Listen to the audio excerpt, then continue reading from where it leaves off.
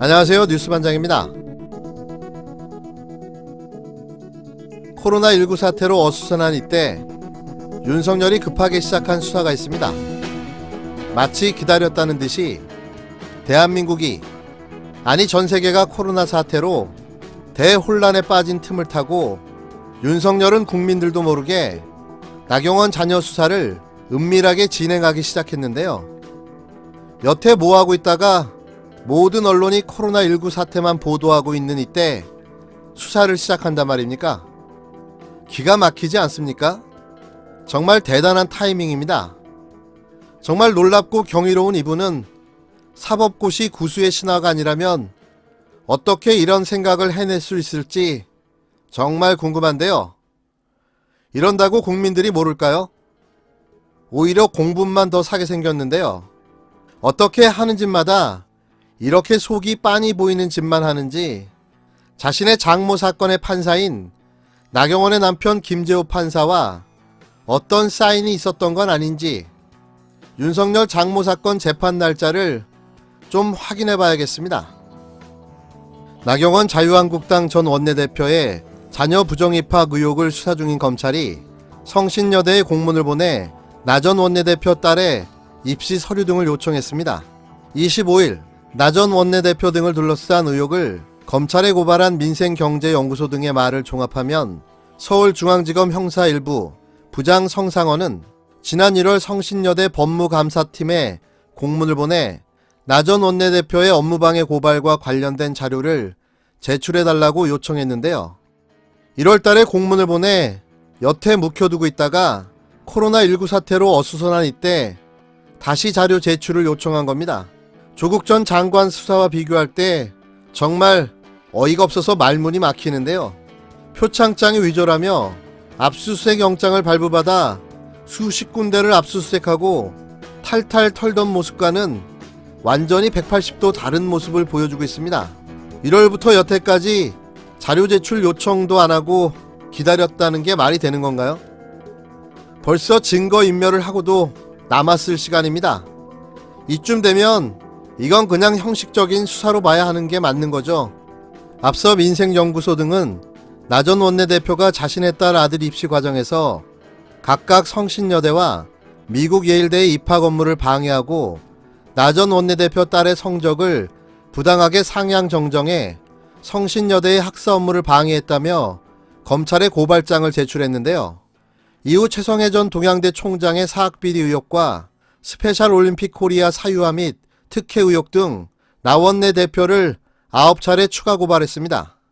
민생경제연구소 등은 검찰은 지금이라도 모든 혐의를 부인하고 해명조차 거부하고 있는 나경원 의원 등에 대한 대대적인 강제수사, 압수수색 및 구속엄벌에 나서야 한다며 나경원 의원은 소송과 위협, 짜증과 역정으로 수없이 많은 비리를 덮을 수는 없다는 진실을 깨닫고 반복해서 제안한 대로 공개 토론에 응할 것을 다시 한번 촉구한다고 밝혔습니다. 이런 걸 성동격사라고 하죠. 한쪽에 큰일을 만들어 다른 쪽을 공격한다는 뜻의 한자성어인데요. 정말 악마는 디테일에 있는 듯합니다. 여태 뭐하고 있다가 검찰은 지금 이 시국에 나경원 자녀 수사를 한다고 나선 건가요? 이것도 우연일까요? 저만 이상하게 생각하는 건가요? 역시 악당들은 참 꼼꼼합니다. 문재인 대통령이 25일 코로나19가 확산하고 있는 대구를 전격 방문했습니다. 문 대통령은 대구 경북의 피해를 덜기 위한 특단의 지원 방안을 강구하고 있다고 말했는데요. 이는 대구에 가면 감염될 것 같아서 대구를 방문하지 못하겠다고 말한 미래통합당 황교안 대표의 행보와는 극명하게 대비됩니다. 마치 적지에 뛰어든 장수와 같은 모습이었는데요. 역시 문재인 대통령입니다. 다 함께 힘을 합치면 넘어서지 못할 일이 없습니다. 정부도 국민도 모두가 대구 경북과 함께 하고 있습니다. 자신감과 용기를 갖고 함께 극복해 나갑시다. 문재인 대통령이 25일 다수의 코로나19 확진자가 나온 대구시를 방문했습니다.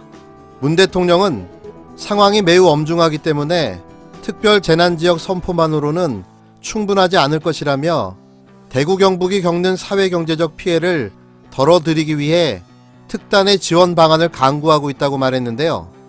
문 대통령은 이날 오후 대구를 찾아 코로나19 방역과 치료를 위한 특별 대책 회의를 주재했습니다. 문 대통령은 이 자리에서 정부가 대구 경북 지역의 최고 수준의 방역 조치를 하고 여러 어려움에 전폭적인 지원을 하겠다는 뜻을 밝혔는데요. 25일 오전 9시까지 대구 경북 코로나19 확진자 수는 730명으로 전국 확진자 수 893명의 81%에 달합니다. 문 대통령은 큰 고통을 겪는 대구 경북 시민께 깊은 위로와 격려의 말씀을 드린다며 가용 자원을 모두 동원해 사태가 조속히 진정될 수 있게 정부가 할 수 있는 모든 역량을 다하겠다고 말했는데요. 그는 이번 주 안으로 확진자 증가세가 뚜렷한 변곡점을 만들어내야 한다고 말했습니다. 문 대통령은 오늘 아침 고위 당정 협의회 결과 브리핑에서 최대한의 봉쇄 정책을 시행한다는 표현에 관해 이는 지역적인 봉쇄를 말하는 것이 아니라 코로나19 전파와 확산을 최대한 차단한다는 뜻임을 분명히 밝힌다고 말했습니다. 문 대통령은 대구 경북은 복합위기 지역이 되고 있다. 정부는 특별교부세와 예비비를 포함한 긴급 예산을 신속하게 집행해 나가겠다며 국회의 동의를 얻어 추경 예산 편성에 적극 반영하겠다. 국회도 힘을 모아 줄 것이라고 믿는다고 강조했습니다. 길게 말하지 않겠습니다. 이런 모습이 진짜 지도자인 거죠. 몸살이고 뒤에서 입으로 나불거리는 지도자가 지도자로 보이십니까? 말은 누구나 할 수 있죠. 훈수도 누구나 할 수 있습니다. 하지만 직접 현장으로 달려가 현장을 진두지휘하고 고통을 나누고 격려와 위로를 하는 지도자가 진정한 지도자란 말입니다. 누구랑 너무 비교되지 않습니까? 문제는 시간과 속도입니다. 이번 주 안으로 확진자 증가세에 뚜렷한 변곡점을 만들어내야 할 것입니다. 오늘 저녁부터 국무총리가 중앙재난안전대책본부장으로서 직접 이곳에 상주하며 현장을 진두지휘할 것입니다. 가용자원을 모두 동원하여 사태가 조속히 진정될 수 있도록 정부가 할 수 있는 모든 역할을 다할 것입니다. 한편으로는 대구 경북이 겪고 있는 사회경제적 피해를 덜어드리기 위해 특단의 지원 방안을 강구하겠습니다. 이 지역은 그야말로 복합위기 지역이 되고 있습니다. 재난으로 인한 직접적인 피해는 물론 민생경제와 일상생활에도 막대한 피해를 주고 있습니다. 정부는 특별교부세와 예비비를 포함한 긴급 예산을 신속하게 집행해 나가겠습니다. 상황이 매우 엄중하기 때문에 특별재난지역 선포만으로는 충분하지 않을 것입니다. 충분한 재정 지원을 위해 국회의 동의를 얻어 추경 예산 편성에 적극적으로 반영하겠습니다. 국회에서도 힘을 모아주실 것으로 믿습니다.